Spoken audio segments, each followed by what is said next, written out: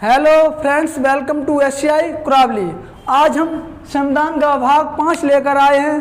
प्रथम अनुसूची, यानी प्रथम अनुसूची के अंतर्गत क्या क्या आता है।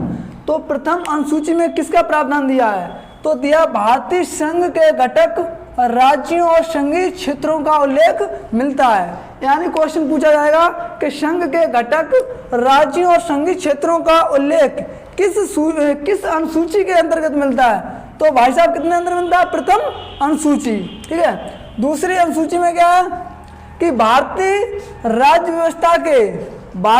व्यवस्था के विभिन्न पदाधिकारियों को प्राप्त होने वाले वेतन और भत्ते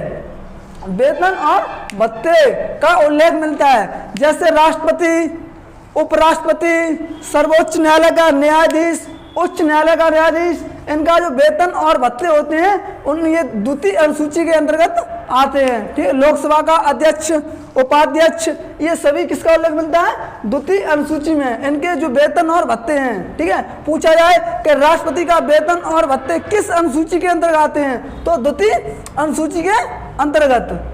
दोस्तों तीसरी है तृतीय में किस अनुसूची का उल्लेख मिलता है, तो विभिन्न पदाधिकारियों के पद ग्रहण के समय ली जाने वाली शपथ का उल्लेख मिलता है।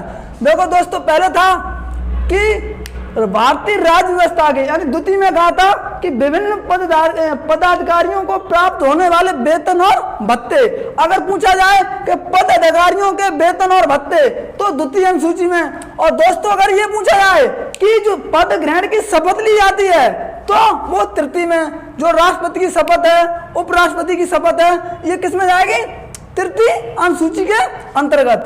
दोस्तों यहाँ पर डाउट नहीं होना चाहिए।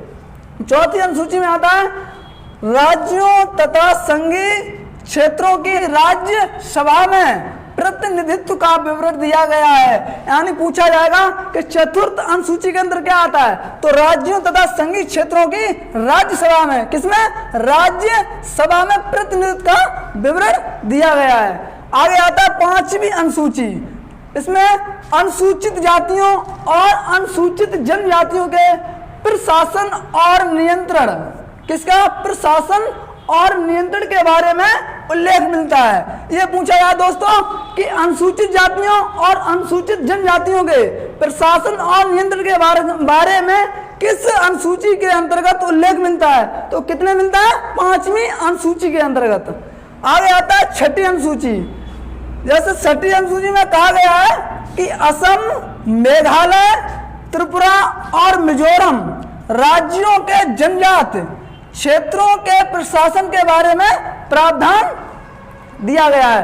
पूछा जाए कि असम, मेघालय, त्रिपुरा, मिजोरम राज्यों के जनजाति क्षेत्रों के प्रशासन के बारे में प्रावधान किस अनुसूची के अंतर्गत मिलता है, तो छठी अनुसूची के अंतर्गत मिलता है। सातवीं अनुसूची में संघ सूची, राज्य सूची, समवर्ती सूची के विषयों का उल्लेख मिलता है। ये दोस्तों बहुत बार पूछा जाता है कि जो राज्य सूची है, समवर्ती सूची है, ये किस अनुसूची के अंदर इनका उल्लेख मिलता है, तो कितने का मिलता है, सातवीं अनुसूची में संघ सूची, राज्य सूची और समवर्ती सूची के विषयों का उल्लेख मिलता है। आगे आता है आठवीं अनुसूची। आठवीं अनुसूची में कहा है भारत की 22 भाषाओं का उल्लेख मिलता है। 22 भाषाओं का उल्लेख किस अनुसूची के अंतर्गत आता है, तो आठवीं अनुसूची के अंतर्गत 22 भाषाओं का उल्लेख मिलता है। आगे दोस्तों आता है नवीं अनुसूची। इसमें चलिए, संविधान में यह अनुसूची प्रथम संविधान संशोधन अधिनियम 1951 के द्वारा जोड़ी गई है। ये पूछा जाए कि कौन सी अनुसूची प्रथम संविधान संशोधन 1951 के द्वारा जोड़ी गई, तो कौन सी जोड़ी गई, नवीं अनुसूची प्रथम संविधान संशोधन सन 1951 के द्वारा जोड़ी गई। इसके अंतर्गत राज्य द्वारा संपत्ति, यानी राज्य द्वारा जो भी संपत्ति अधिग्रहण की विधियों का उल्लेख मिलता है। ठीक है। क्वेश्चन यही पूछा जाएगा कि प्रथम संविधान संशोधन अधिनियम 1951 के द्वारा कौन सी अनुसूची जोड़ी गई, तो दोस्तों कौन सी जोड़ी गई है, नवीं अनुसूची। इसके अंतर्गत राज्यसभा संपत्ति अधिग्रहण कि विभिन्न विधियों का विवरण मिलता है, यानी उल्लेख मिलता है। आगे दोस्तों आती है 10वीं अनुसूची। 52वें संविधान संशोधन 1985 के द्वारा यह अनुसूची जोड़ी गई। अगर पूछ लिया जाए कि 52वें संविधान संशोधन 1985 के द्वारा कौन सी अनुसूची जोड़ी गई है, तो दोस्तों 10वीं अनुसूची जोड़ी गई। इसमें दल बदल प्रावधानों का उल्लेख मिलता है। किसका उल्लेख मिलता है? दल बदल। पूछा जाए कि किस अनुसूची के अंतर्गत दल बदल प्रावधानों का उल्लेख मिलता है, तो क्या बताओगे? 10वीं अनुसूची के अंतर्गत। ये किस संविधान संशोधन द्वारा जोड़ी गई है, तो दोस्तों 92वें संविधान संशोधन 1985 के द्वारा जोड़ी गई है। आगे आती है 11वीं अनुसूची। 11वीं अनुसूची के अंतर्गत पंचायती राज व्यवस्था को संवैधानिक दर्जा प्रदान किया गया है। पूछा जाए कि जो पंचायती राज व्यवस्था को संवैधानिक दर्जा किस अनुसूची के अंतर्गत उल्लेख मिलता है, तो 11वीं अनुसूची के अंतर्गत जो पंचायत की राज व्यवस्था है उसको संवैधानिक दर्जा प्रदान किया गया है। आगे दोस्तों आता है 12वीं अनुसूची।